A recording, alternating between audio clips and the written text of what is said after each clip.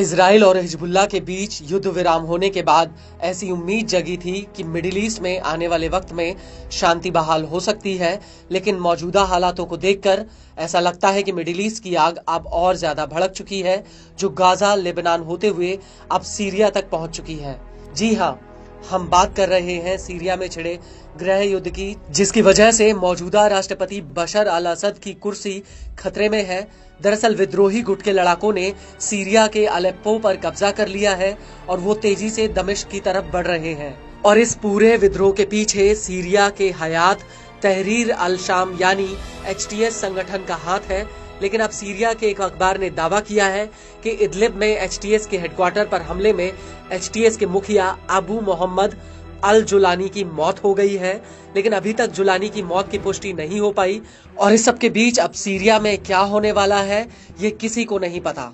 वो इसलिए क्योंकि यूक्रेन युद्ध की वजह से रूस ने अपनी सारी ताकत कीव को हराने में झोंक दी है और सीरिया में उसके नाम मात्र के सैन्य संसाधन बचे हुए हैं।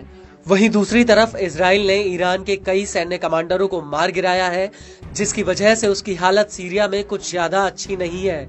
वहीं हिजबुल्लाह लेबनान युद्ध की वजह से सीरिया में काफी कमजोर हो चुका है। वहीं दूसरी तरफ इजराइल और अमेरिका पूरे हालातों पर बेहद ही करीब से नजर बनाए हुए हैं। लेकिन बड़ी बात यह है कि जिस गुट की वजह से सीरिया में विद्रोह की आग लगी है, वो HTS पहले अलकायदा से जुड़ा रहा और HTS के मुखिया जुलानी से अल असद की सरकार को सबसे बड़ा खतरा है। हालांकि इस लड़ाई के पीछे शिया और सुन्नी का पहलू भी हावी हो रहा है, क्योंकि जुलानी सुन्नी है तो राष्ट्रपति असद शिया मुस्लिम है और इसी वजह से शिया बहुल ईरान भी असद के साथ खुलकर खड़ा हुआ है।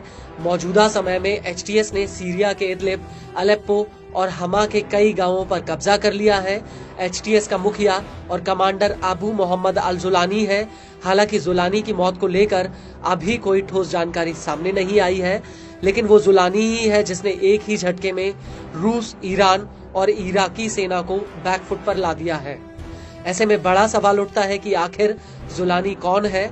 तो आपको बता दें कि जुलानी को लेकर अरब मीडिया का कहना है कि उसका जन्म 1981 या 1982 में हुआ था। वो इदलिब में पला बड़ा और जब 2003 में अमेरिका ने इजराइल पर हमला किया तो वो मेडिकल की पढ़ाई बीच में ही छोड़कर अलकायदा के साथ जुड़ गया। जुलानी अलकायदा में अबू मुसाब अल जरकावी करीबी रहा और जब 2006 में जरकावी की हत्या हो गई तो वो लेबनान और इराक में छिप गया था। हालांकि इराक में उसे अमेरिकी सेना ने गिरफ्तार कर लिया था, लेकिन 2008 में उसे रिहा किया गया। रिहाई के बाद वो इराक के इस्लामिक स्टेट से जुड़ गया और 2011 में सीरिया में असद सरकार का विरोध के लिए वापस लौट आया। 2012 में उसने जबात अल नुसरा नाम का संगठन बनाया और असद सरकार के खिलाफ फिर से मोर्चा खोल दिया। आपको बता दें कि अल नुसरा ने लंबे वक्त तक इदलिब पर कंट्रोल रखा और 2006 में अल नुसरा ने अल कायदा से दूरी बना ली और फिर उसने 2017 में कुछ अन्य गुटों के साथ मिलकर हयात तहरीर अल शामी यानी HTS गुट बना लिया। और अब HTS के मुखिया अबू मोहम्मद अल जुलानी को लेकर अरब मीडिया का कहना है कि रूसी एयर स्ट्राइक में उसकी मौत हो गई है। रूसी मीडिया के मुताबिक 1 दिसंबर 2024 की सुबह रूसी एयरफोर्स ने सीरियाई सेना के समर्थन में विद्रोहियों के ऊपर हवाई हमले किए। यह हमले अलेप्पो और इदलिब प्रांत में हुए, जहां पर HTS के सैन्य जमावड़े, कमांड पोस्ट, हथियार डिपो और आर्टिलरी पोजीशन को निशाना बनाया गया।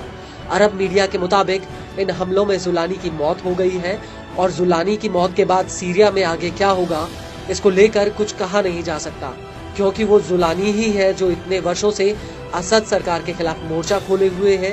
लेकिन बड़ी बात यह है कि अभी तक किसी ने भी जुलानी की मौत को लेकर कोई ठोस जानकारी नहीं दी है।